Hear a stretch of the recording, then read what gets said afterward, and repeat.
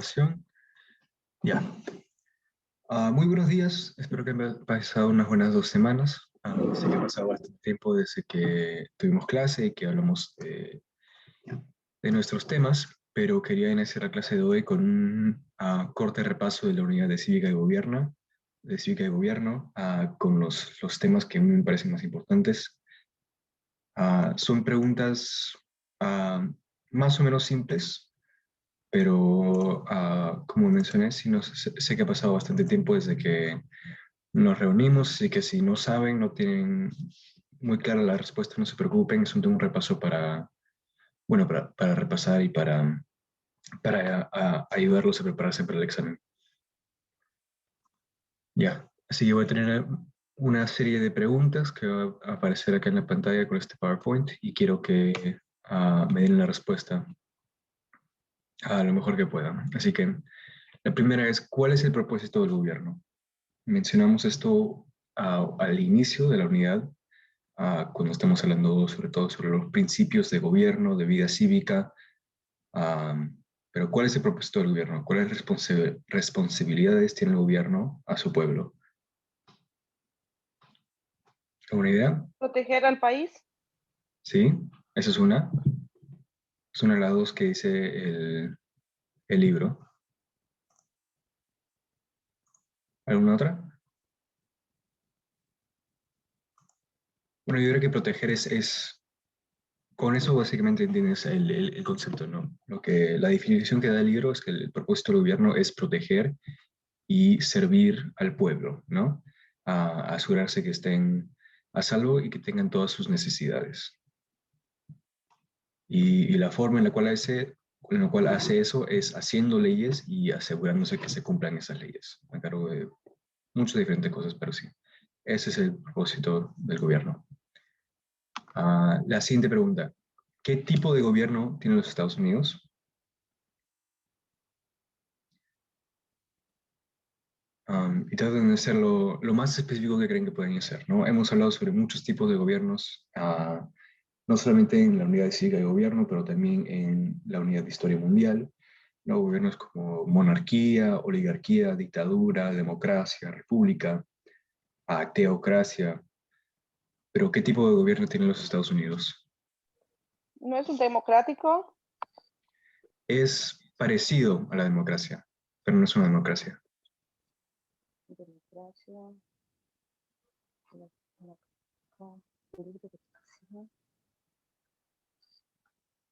¿Alguna idea? Un gobierno elegido por el pueblo, pero no me acuerdo cómo le puedo decir. Sí, sí, no, tiene razón. Así, hay elecciones y por eso tiene aspectos democráticos, pero el tipo de gobierno que es una república. Ah, y hablemos un poco de eso en la unidad de historia mundial, la diferencia entre democracia y república. La democracia es cuando el pueblo mismo vota por las leyes, ¿no? Hace todas las decisiones del gobierno. Pero en una república, en vez de que todo el pueblo vote por las leyes, el pueblo elige representantes y los representantes son los que hacen las leyes. Así que es una forma un poco más indirecta de democracia. Y los Estados Unidos también es importante notar que no solamente una república cualquiera, pero es una república federal, lo cual quiere decir que tiene el gobierno grande, federal a nivel nacional, y también hay gobiernos más chicos adentro de él, como los gobiernos del Estado. Así que el gobierno federal y el gobierno estatal. Y los dos colaboran y comparten el poder, pero esa es otra característica importante de los Estados Unidos. Así que la respuesta a qué tipo de gobierno tiene los Estados Unidos es una ¿Un república federal? federal, sí. Un gobierno federal y un estatal. O sea que son dos. Hay dos tipos de gobierno en los Estados Unidos, sí.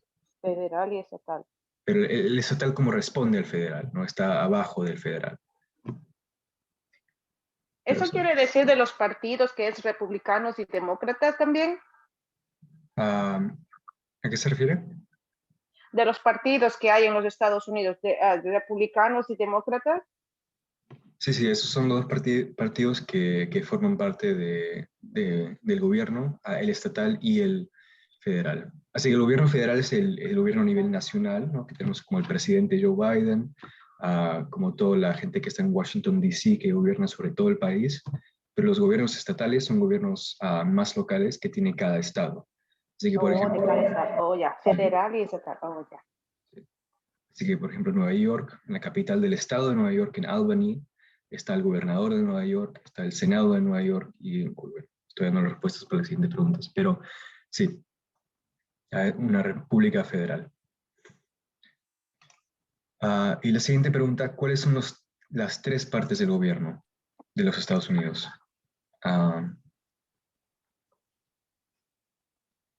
No, está dividido en tres secciones diferentes que tienen sus diferentes poderes, sus diferentes propósitos. ¿Cuáles son? Acá tengo imágenes de los tres edificios donde trabaja cada parte del gobierno. El legislativo, Ujú. Muy bien. el ejecutivo y el federal, porque Así que casi, estos son el legislativo, muy bien, el ejecutivo también, y el último se llama el judicial. o judicial, Ujú. de después. Y cada gobierno, el federal y también cada gobierno estatal, está dividido en estas tres partes, ¿no? Que el legislativo también se llama el Congreso, está compuesto del Congreso, el ejecutivo está compuesto del presidente y su gabinete, el vicepresidente, todos los secretarios de diferentes temas, de diferentes cosas, y el judicial está compuesto por la Corte Suprema, ¿no? Y como mencioné, hay todas estas instituciones a nivel federal, y a nivel federal en todo el país quedan en Washington, D.C., porque es la capital del país, pero también a nivel del estado, los gobiernos estatales, cada uno también tiene su gobernador, que es como su presidente, también tiene su propio Congreso y también tiene su propia Corte Suprema. Y ahí esas organizaciones están a cargo de leyes más locales, ¿no? Que pueden variar de estado a estado.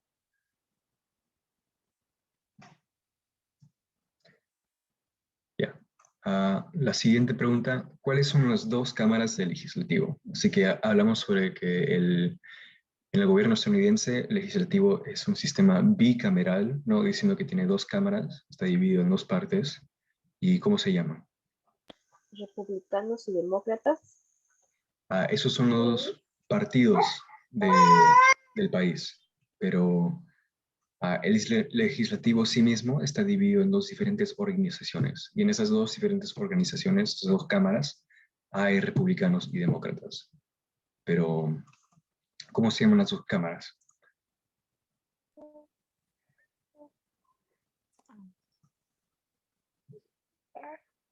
No estoy seguro, maestro, pero bajas y alta. Sí, eso no es su nombre, pero es parte del concepto de qué son, ¿no? Hay una cámara baja y una cámara alta. La cámara alta tiene menos miembros y es más difícil ser elegido la cámara alta y se llama el Senado. Es este que vemos acá a la izquierda, no podemos ver que hay menos gente acá. Y la cámara baja se llama la Cámara de Representantes y es esta que vemos acá a la derecha, vemos que es mucho más grande y es mucho más fácil de ser elegido la Cámara de Representantes. Así que por eso la Cámara baja y la Cámara alta y ambas colaboran para hacer leyes. Ya, unas preguntas más sobre estas cámaras. ¿Cuántos miembros tiene el Senado? Una pregunta bastante simple.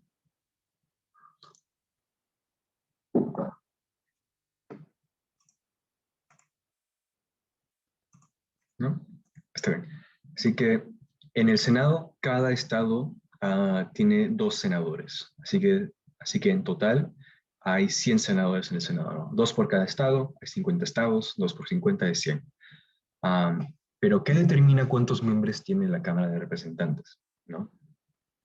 Es 2 por estado en el Senado, pero así no es en la Cámara de Representantes. ¿Qué determina cuántos miembros tiene cada estado? Y acá tenemos un mapa que muestra cuántos miembros en la Cámara de Representantes tiene cada estado. Entre más grande sea el estado, entre más personas estén en el estado, más miembros tiene, ¿no? Sí, perfecto, exactamente. Así que, ¿no? Y como cambia la cantidad de personas que viven en cada estado, puede cambiar. Así que acá vemos un mapa que dice que acá en el color anaranjado, estos son todos los estados Después del último censo han perdido representantes, los azules han ganado representantes y los grises han quedado iguales. Pero sí, perfecto. Por eso vemos que en el Senado es una organización que es mejor para los estados chiquititos, ¿no? Porque en el Senado ellos tienen la misma representación que estados grandes, pero la Cámara de Representantes tienen más poder los estados grandes, ¿no? Porque tienen más representantes, porque son más grandes, tienen más personas. Ya casi terminamos, pero ¿cuál es el propósito de la Carta de Derechos? Primero, ¿qué es la Carta de Derechos? ¿Qué me puede decir?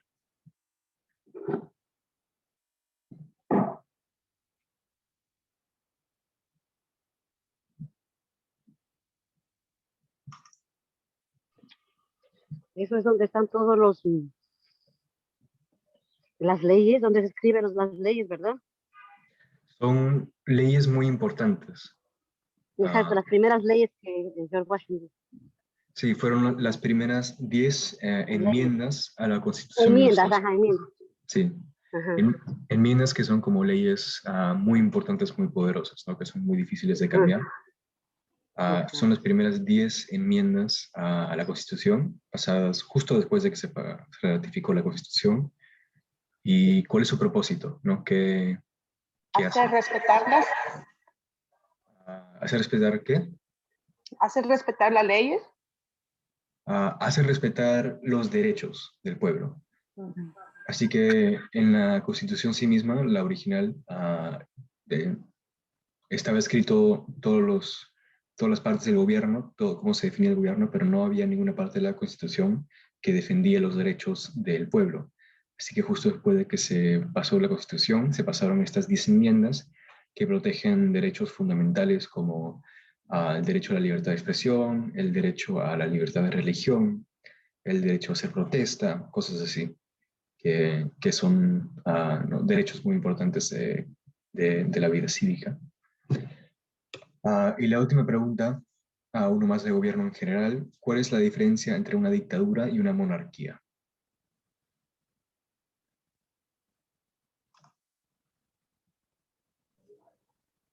Una monarquía está compuesta por reyes. ¿Por reyes? Ujú. Ujú. Y la dictadura por un presidente, ay, no sé, si sería comunista, no. Puede ser una variedad de ideologías, un dictador, Ah, ah, ah, pero ¿Mm? La diferencia fundamental es que en una monarquía es como una familia que tiene el poder, ¿no? Así que acá tenemos la reina de Inglaterra y cuando ella muera va a ser su hijo que va a ser el siguiente monarca y cosas así. Es una familia que el hijo del monarca se vuelve el siguiente rey después de que se muera, ¿no? Y de ahí viene su poder. En cambio, en una dictadura, acá tenemos un dictador chileno, Augusto Pinochet. Una dictadura es cuando alguien toma poder del gobierno, típicamente con la ayuda del ejército, típicamente es un militar, toma poder del gobierno y él empieza se concentra todo el poder en ese dictador, pero también muy importantemente no tiene como un sistema de... No, es solamente esa una persona, ¿no? No es una familia que después cuando muera ese dictador, su hijo se va a volver el siguiente dictador. Así no funciona, ¿no? Es solamente, típicamente una cosa muy temporal que toma poder el ejército durante, no sé, por diferentes motivos puede tener, pero sí. Y también puede ser de sería cualquier como el tipo. presidente de Cuba, maestro. Sí, ese sería un ejemplo, sobre todo Fidel Castro, que estuvo en el poder por muchas décadas antes, era un dictador, ¿no? Porque tenía todo el poder concentrado en él y no había elecciones, eso es por parte importante, y tomó el poder tras no un golpe de Estado, pero tras una revolución con acción militar. Pero sí, un dictador puede tener cualquier ideología, ¿no? Puede ser de la derecha, puede ser de la izquierda. Pero sí, eso es todo lo que tenemos por el repaso. ¿Alguna pregunta sobre lo que hemos visto?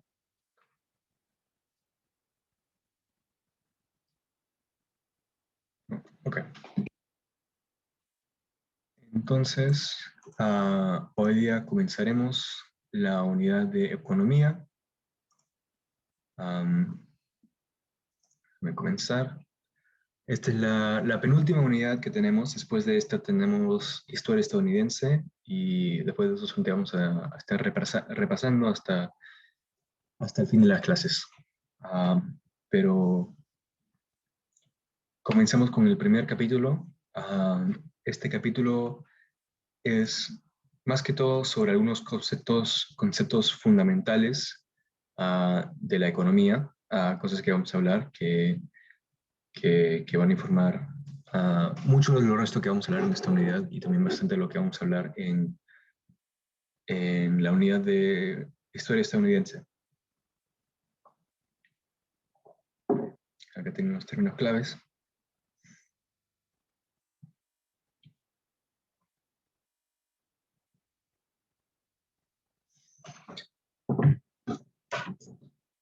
Ya, comenzamos.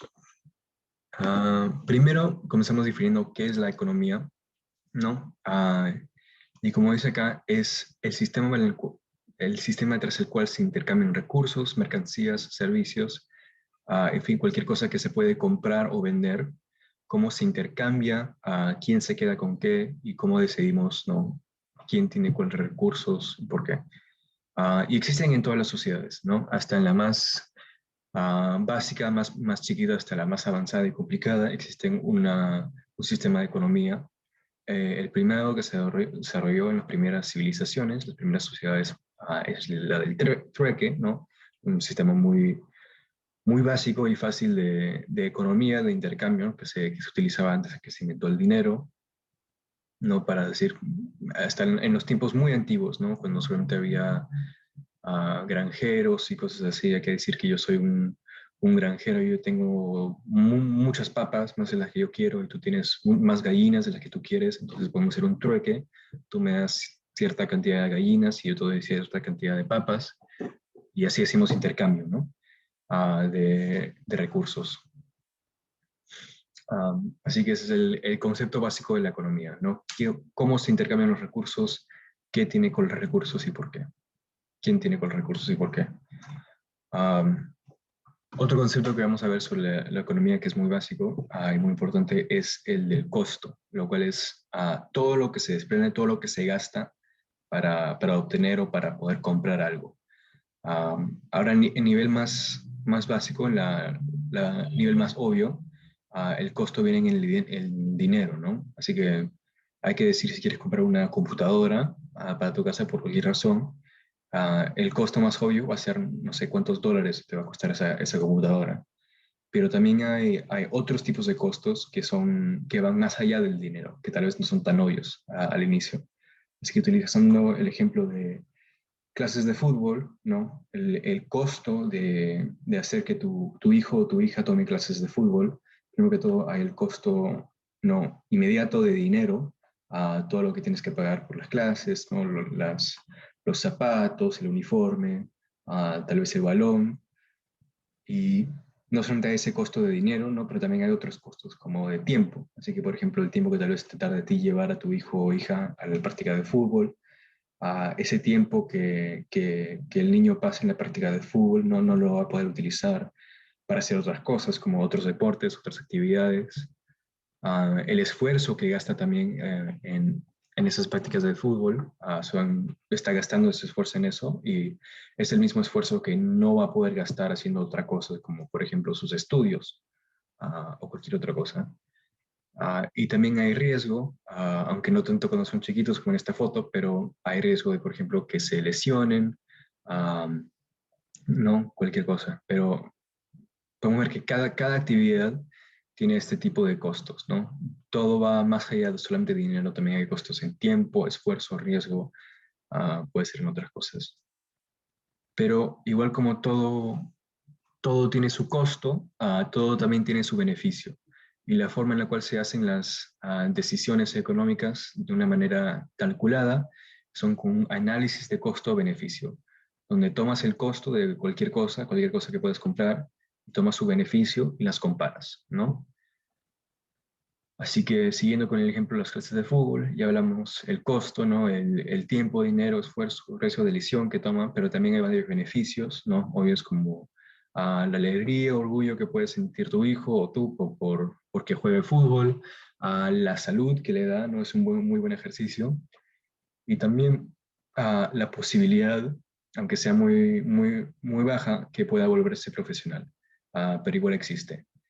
Así que, ¿no? Cuando sea que uno está tomando una decisión económica, como individuo, tiene que tomar en cuenta el costo y el beneficio, compararlos y a ver cuál es más grande, ¿no? Si es más grande el costo que el beneficio, entonces tal vez no es una buena idea, pero si es más grande el beneficio que el costo, entonces obviamente ahí sí vale la pena.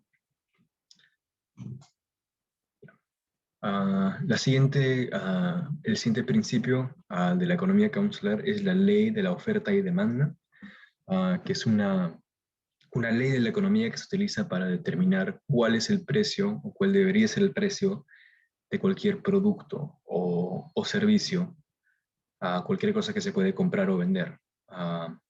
La oferta es el término económico para decir cuánto hay de este producto o servicio, ¿no? Qué tan común es, cuántos negocios hay que están ofreciendo este producto.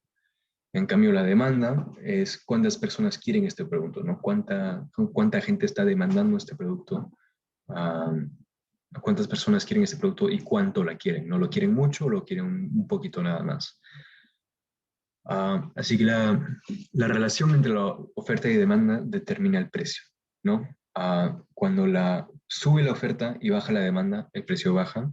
Cuando baja la oferta y sube la demanda, el precio sube. Así que, ¿qué quiere decir eso?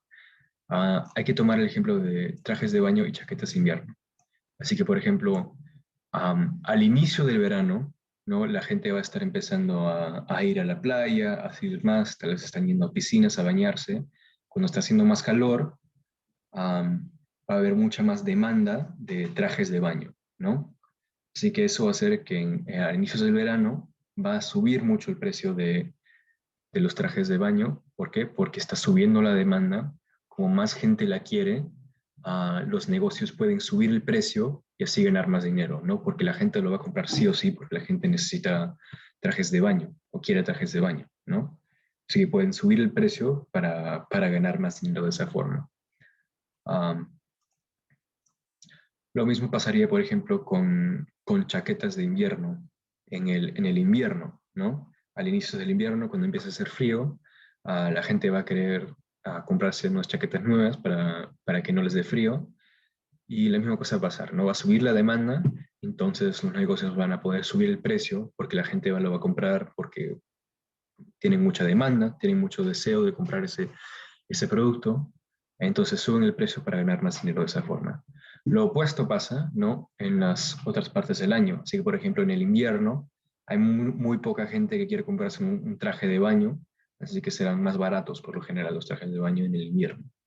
Y lo mismo en medio del verano, serán típicamente más baratas las chaquetas de invierno, porque no hay mucha gente buscando comprarse chaquetas de invierno en medio del verano.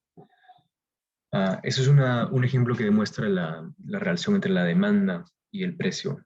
Una que demostraría la relación entre la oferta y el precio sería, por ejemplo, el precio de mariscos o de pescado, ¿no? Si vives en un lado por la costa, como por ejemplo acá en Nueva York, es muy probable que los mariscos van a ser mucho más baratos que, por ejemplo, si vives en la mitad del país, ¿no? Vives muy lejos de la costa, no hay tantos mariscos por esos lados y los que sí hay tienen que ser transportados por mucha distancia. Así que como hay poca oferta, es un producto más raro, más valioso, se sube el precio. Pero si vives en algún sitio donde ese producto es muy común, hay bastante de ese producto, va a bajar el precio porque como es muy común, no vale tanto. Bien, ¿se entiende la relación entre la oferta y demanda y el precio? Sí. Cuando sube la demanda, sube el precio. Cuando sube la oferta, baja el precio. Bien, perfecto. Al siguiente principio fundamental de la economía que hablaremos es sobre el dinero prestado, que es una cosa muy importante que se utiliza por individuos o por negocios para comprar cosas con un costo muy grande. Uno muy común es hacerse una hipoteca para comprar una casa, ¿no? Las casas son muy caras, así que la mayoría de la gente no puede pagar una casa nomás cuando la compra, así que se hace una hipoteca que se paga cada mes, típicamente por 30 años, para pagar el coste de su vivienda.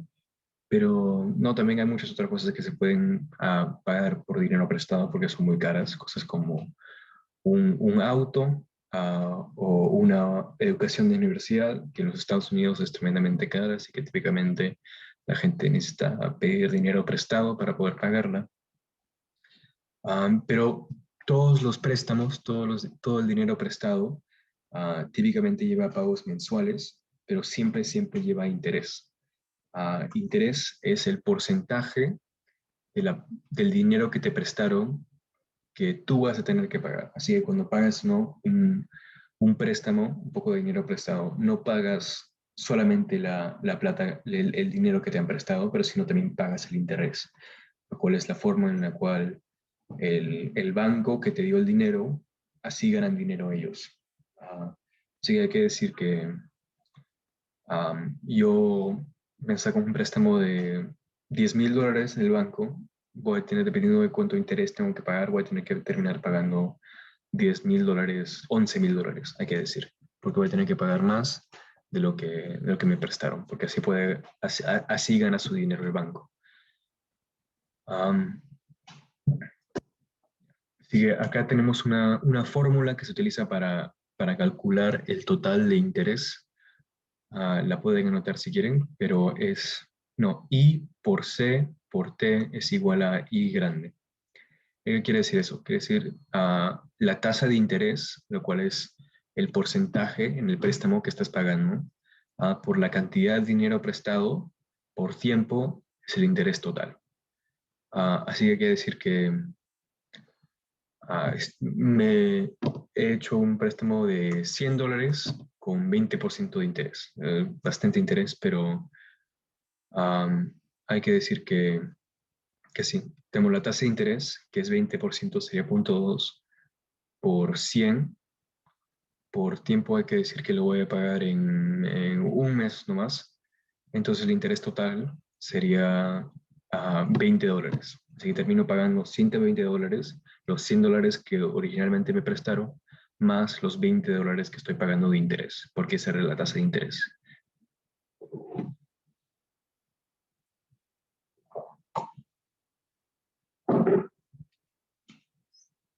Yeah.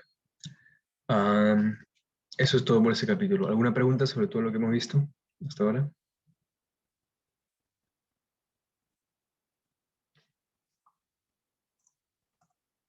¿No? Ok.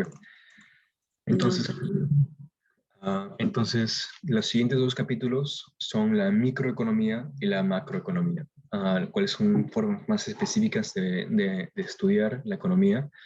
La microeconomía es todo lo que es sobre las decisiones y las actividades económicas del individuo, no lo que hace solamente una persona o tal vez un hogar o un negocio muy pequeño. Pero vamos a ver que varios de los principios que existen en la microeconomía también existen en la macroeconomía, pero a diferente nivel, ¿no? A diferente tamaño, pero pueden ser bastante parecidos. Ya.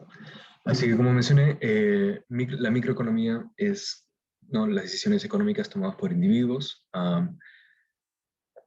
En esto factura mucho lo que hablamos de análisis de costo-beneficio, ¿no? Porque como eres un individuo, tú conoces todas tus necesidades, puedes hacer muy efectivamente pensar, ok, ¿qué me va a costar esto y qué puedo ganar con esto? Así que así se pueden hacer todas las decisiones de microeconomía, porque no es tan complicado como si, por ejemplo, estamos haciendo una decisión para un país entero, pero eso lo veremos en la macroeconomía. Si quieres hacer unas decisiones económicas, traes ese análisis de costo-beneficio, ¿no? Viendo cuánto me va a costar esto, con el dinero, el esfuerzo, tiempo, y qué puedo ganar de esto, cuál es el beneficio. Una forma básica en la cual todos los individuos actúan en la microeconomía es con un presupuesto doméstico, que es una tipo de decisión económica que todos tenemos que tomar regularmente, básicamente diciendo, ok, con todos los ingresos, todo el dinero que ganamos de nuestro trabajo o de cualquier cosa, ¿cómo lo vamos a gastar? ¿No? ¿Cuánto vamos a gastar en el alquiler o la hipoteca? ¿Cuánto vamos a gastar en comestibles, en la factura de electricidad, agua, transporte? Y después si sobra, ¿no? ¿Cómo vamos a gastar la plata que sobra? Vamos a comprar, no sé, un nuevo carro, puede ser unas vacaciones, lo que sea. Um, pero como individuo, un concepto importante es el de un presupuesto equilibrado, lo cual es cuando no estás gastando más dinero de lo que estás ganando, ¿no? Así que estás ingresando más dinero de lo que estás gastando, lo cual es importante porque si no tienes un presupuesto equilibrado, no estás ganando suficiente dinero para todo lo que estás gastando, entonces entras en deuda. Lo cual es una cosa, como mencionaba, ¿no? Un préstamo de dinero es un tipo de deuda, pero es un tipo de deuda que tú aceptas voluntariamente. Y si lo manejas bien, puede ser un beneficio. Pero si adquieres deuda, por ejemplo, solamente gastando demasiado dinero en cosas que tal vez no necesitas o no son importantes, es algo muy malo, sobre todo si no la puedes pagar. Si resulta que gastas más dinero de lo que tienes y no puedes pagar tu deuda, entonces lo que puede hacer un individuo es declarar bancarrota, lo cual es un proceso legal que después de declarar bancarrota, viene el gobierno, ¿no? Se involucra el gobierno y básicamente averiguan una forma en la cual tú puedes pagar todas tus deudas, quedarte sin deudas, pero va a ser muy, muy malo para tu crédito, ¿no? Así que después de que puede ser que puedas declarar bancarrota y te ayudaría a deshacerte de muchas de tus deudas, pero después de eso va a ser tremendamente difícil que otro banco te dé un préstamo o una tarjeta de crédito o cualquier cosa así. Ya, otra forma en la cual los individuos pueden actuar como individuos, pero a gran escala en la economía, es con el boicot. El boicot es una acción política, típicamente, que es el rechazo de comprar ciertos productos. Que lo que pasa es que para una causa política de cualquier tipo, se organiza un gran grupo de gente y deciden todos, ya, nosotros no vamos a gastar nuestro dinero con esta compañía o no vamos a comprar este producto porque puede ser típicamente por motivos políticos, ¿no? Pero todos estos individuos están tomando la decisión individual de no gastar su dinero en este producto con esta compañía. Y obviamente no, esto es una cosa que solamente es efectivo cuando mucha gente lo hace. ¿No? Si solamente una persona decide hacer su boicot de, hay que decir, Coca-Cola, no le va a importar mucho a Coca-Cola. Pero si muchas personas deciden que no van a comprar productos de Coca-Cola hasta que, por ejemplo, Coca-Cola mejore los derechos laborales de sus trabajadores, ¿no? Les den más derechos a sus trabajadores. Entonces, eso puede decir que sí le afecte mucho a la compañía si mucha gente decide no comprar sus productos. No, pero como mencioné, típicamente los boicots son realizados por motivaciones políticas. Acá tenemos abajo a la derecha esta marcha que dice Boycott Apartheid. Apartheid era un gobierno muy racista que existió en Sudáfrica por muchos años y hubo muchas campañas a nivel internacional de hacer boicot de todos los productos que venían de Sudáfrica, ¿no? Para presionar al gobierno de darle más derechos a la población indígena. También acá arriba a la derecha tenemos otra foto de un boicot del sistema público de buses en los Estados Unidos, en el sur de Estados Unidos, en los años 60. Hubo un boicot de todos los buses porque la población afroamericana sufría bajo racismo en esos buses, ¿no? Eran discriminados, solamente se podían sentar en ciertas partes del bus y si venía un blanco tenían que pararse a ellos. Así que era una política muy racista en los buses, así que por eso ellos hacían boicot um, hasta que, ya no existieran esas reglas racistas en los buses en los Estados Unidos. ¿Alguna pregunta sobre la microeconomía?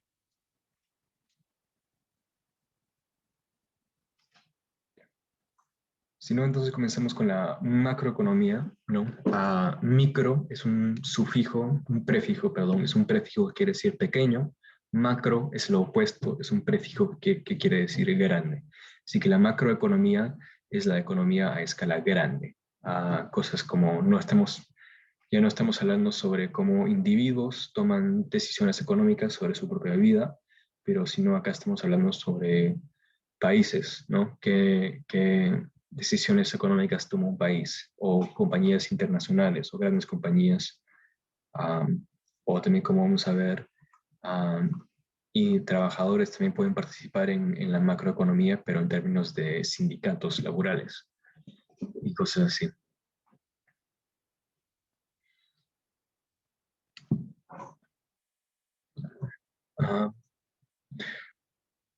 Pero bueno, comenzamos. Ya. La macroeconomía, como acabo de decir, es el sistema económico a gran escala, a nivel nacional o internacional, a más grande. Y algo importante a este nivel de economía es algo que es regulado bastante por los gobiernos de una variedad de formas, ¿no? También depende del gobierno, depende de cuánto regula la economía, pero el gobierno puede poner una variedad de regulaciones en cosas como el salario mínimo que pueden ganar los trabajadores, ¿no? Es una cosa que tenemos acá en los Estados Unidos. Hay un salario mínimo a nivel federal de $7.25. También el gobierno puede intervenir en el precio de ciertos productos y servicios de una variedad de formas. Puede ser que el gobierno puede, no sé, poner un precio fijo en algún tipo de producto para asegurarse que sea más accesible a la gente. Eso es algo que típicamente solamente se hace en momentos de tremenda crisis. No es muy raro porque eso tiene todo tipo de consecuencias para los negocios y cosas así. Y también el desempleo, que es una parte importante de la macroeconomía, que el gobierno, ¿no?, siempre está tratando de disminuir, tratando de crear trabajos de diferentes formas. Pero en una economía fuerte, es una economía que está creciendo, donde todas estas cosas, salarios, compras, demanda y precios, todo eso va aumentando, ¿no? Puede ser que inmediatamente parezca malo, ¿no?, que suban los precios, pero si suben los precios y con los precios están subiendo los salarios, eso es algo bueno. Eso quiere decir que la economía está creciendo. Y también con todo esto, bajo desempleo. Eso es lo que hace una economía fuerte, una economía que está creciendo, una economía que anda bien. Una economía que anda mal, una economía débil, tendrá todo lo opuesto de esto, ¿no? Bajan los salarios, bajan los precios, las compras, y desempleo muy alto, sobre todo. Es una característica de las economías más débiles. Así que todos estos factores que hemos hablado, precios, salarios, desempleo, facturan en estos tres diferentes tipos de condiciones económicas adversas, ¿no? Como no todas son crisis económicas, pero todas son conceptos malos de la economía, ¿no? No quieres que toda una economía esté en depresión, recesión o inflación. Depresión si es un crisis económico, cuando los salarios, precios y empleo se reducen mucho rápidamente. Así que, no, eso es muy famosamente esto pasó en los años 30 en los Estados Unidos, lo que se llama la Gran Depresión, pero es cuando, sobre todo de una manera muy rápida, pasa todo esto. Acá abajo a la derecha tenemos un graph que demuestra, ¿no?, el desempleo en los Estados Unidos durante la Gran Depresión, y podemos ver que acá es donde inicia, ¿no? Acá el desempleo está muy, muy bajo, está como a 2%, y vemos que de la nada, tras unos meses, cómo va subiendo, ¿no? Ahí llega hasta 25%. Así que vemos que de una manera muy rápida ha aumentado un montón el desempleo. No, y no solamente eso, pero la gente que sí tiene su trabajo durante ese tiempo va a ver que su precio, que su salario va a ir reduciendo, ¿no? Y no, es una cosa como una crisis económica muy fuerte, que es como un shock total, ¿no? Nadie tiene tiempo para prepararse para ese cambio económico tan grande. Una recesión es una forma menos extrema de una depresión. Es una cosa que todos estos cambios, como que suba el desempleo, que bajen los salarios y que bajen los precios, que todo eso pase más lentamente. Así que es una versión no tan extrema de la depresión. La inflación es lo opuesto de la depresión. Así que en la inflación no hay mucho desempleo. En cambio, hay cantidades muy altas de empleo, ¿no? Pero la cosa es que van aumentando los precios, aumentan y aumentan y aumentan. El dinero que tiene la gente vale menos y menos porque van aumentando los precios. Y los salarios no aumentan con los precios. Así que los precios van subiendo, pero los salarios se quedan iguales.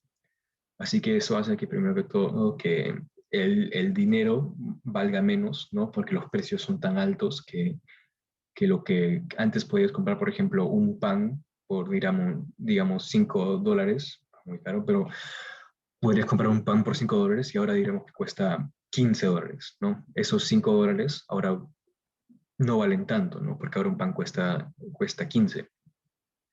Así que los precios van subiendo, el valor del dinero va bajando y los salarios se quedan iguales.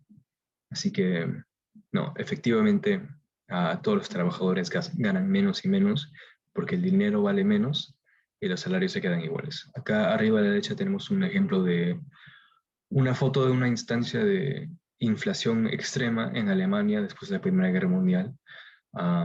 Esto era todo el dinero que se requería para comprar un pan en esos tiempos, porque había inflación tan extrema en ese país en ese momento. Yeah. Y acá esta es una foto de lo que se llama el ciclo del negocio.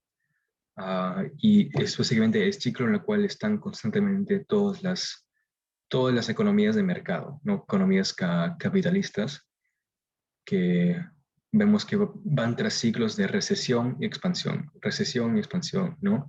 Que de recesión, como hablamos, tiempos en el cual está subiendo el desempleo, el precio y los salarios están bajando, hasta que llegan a la peor parte y después empiezan a subir de nuevo, ¿no? Empieza a crecer la economía, suben los salarios, suben los precios, baja el desempleo, hasta que llega a un tal punto y empieza a bajar de nuevo. Así que todas las economías están constantemente en ese ciclo. Yeah. Empresas y negocios. Esa es otra parte que factura muy importantemente en la macroeconomía. Es otro de los actores que es muy importante en ese nivel, porque las grandes empresas y los negocios son las que forman la mayor parte de la economía en un sistema basado en el mercado, un sistema no capitalista como el que tienen los Estados Unidos. El único actor no es solamente el gobierno, pero también es muy importante todas estas empresas y negocios que son los que producen la mayoría de los productos, la mayoría de las cosas para la gente. Y como hablamos que sobre un análisis de costo-beneficio a nivel individual, como hablamos de un presupuesto doméstico, lo cual es todo el dinero que gasta y gana una persona a nivel individual, estas tremendas compañías también lo tienen, pero a nivel mucho más grande.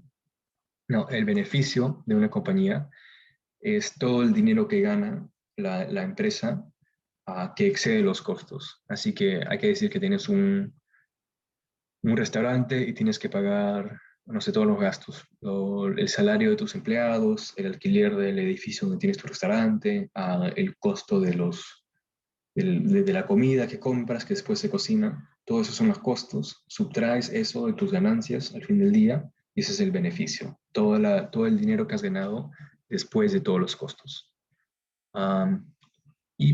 Pero cuando se gasta más de lo que se gana, no hay un beneficio, sino se genera un déficit, cual es cuando el negocio está gastando más dinero de lo cual está ganando. Y puede ser que si una empresa pasa mucho tiempo en déficit, ¿no? Como cuando una persona gasta demasiado dinero y entra en demasiada deuda, una persona puede irse a la bancarrota una empresa o compañía puede irse a la quiebra. En cambio, cuando una empresa va a la quiebra, termina, nada más, ¿no? Ya no existe más. Eso es algo que famosamente le pasó a Blockbuster, que era una compañía de alquilar películas, cuando fue avanzando la tecnología y la gente ya no alquilaba películas físicas, pero si no las miraba online nada más, ya la gente dejó de ir a Blockbuster y se fue a la quiebra, porque la gente ya no estaba gastando dinero en esa compañía. Y otro actor muy importante a nivel de macroeconomía son los sindicatos laborales, lo cual es una forma en la cual los trabajadores pueden impactar la economía ¿no? Y pueden forzar al gobierno y a las empresas de hacerles caso, ¿no? Así que los dueños de las empresas tienen más poder y recursos que los trabajadores, sobre todo en la compañía, ¿no? El dueño de la empresa tiene el derecho, el poder de despedir a casi cualquier trabajador por cualquier razón, ¿no? Y también tiene el poder de determinar cuánto dinero gana, dónde trabaja, si trabaja. Tiene mucho más poder el dueño, en fin, que un trabajador. Y los dueños también quieren limitar el costo laboral para que se maximice el beneficio, ¿no? Así que los dueños quieren pagarle a los trabajadores, por lo general, la menor cantidad posible, y también quieren gastar la menor cantidad posible en cosas como cualquier cosa, cosas como seguridad, costos laborales, en fin. Quieren limitar ese costo laboral para que se maximice el beneficio. Obviamente los trabajadores quieren lo opuesto, los trabajadores quieren mejores salarios, quieren mejores condiciones de trabajo, quieren todo esto, pero eso le cuesta dinero al dueño. Así que de esa forma los intereses del dueño y del trabajador están como opuestos el uno al otro muchas veces, ¿no? Porque el trabajador quiere más derechos, quiere más salario y el dueño quiere gastar la menor cantidad posible de dinero para maximizar el beneficio. Y como típicamente, como un dueño tiene mucho más poder que un trabajador, la forma en la cual los trabajadores utilizan su poder para ganar derechos, ganar más salario, son tras sindicatos, ¿no? Porque sindicatos laborales son, ¿no?, organizaciones de trabajadores que de esa forma se organizan, se unen los trabajadores y organizan y deciden una variedad de acciones que pueden tomar todos juntos para obtener mejores condiciones, mejores salarios, mejores términos del dueño, del jefe. Una de las herramientas más importantes que tienen los sindicatos laborales es la huelga, ¿no? Que es cuando todos los trabajadores deciden que no van a trabajar, y eso es muy poderoso, ¿no? Porque de esa forma completamente detienen toda la ganancia del jefe, ¿no? Y de esa forma verdaderamente demuestran su poder, ¿no? Puede ser que el dueño tenga todo el dinero y sea el dueño del negocio, tenga todo ese poder, pero sin los trabajadores no gana nada. Así que tras una huelga, ¿no?, donde todos los trabajadores deciden no trabajar, es una forma muy poderosa de demostrar su poder y de forzarle al dueño a hacerles caso. No, todos los derechos laborales que existen hoy en día, no solamente en los Estados Unidos, pero a nivel internacional, todos han sido ganados a través de huelgas hechas por sindicatos, cosas como límites al día de trabajo, salario mínimo, regulaciones de seguridad. Todas estas cosas son gracias a victorias ganadas por huelgas y sindicatos laborales. Ya. Eso concluye el capítulo de macroeconomía. ¿Alguna pregunta?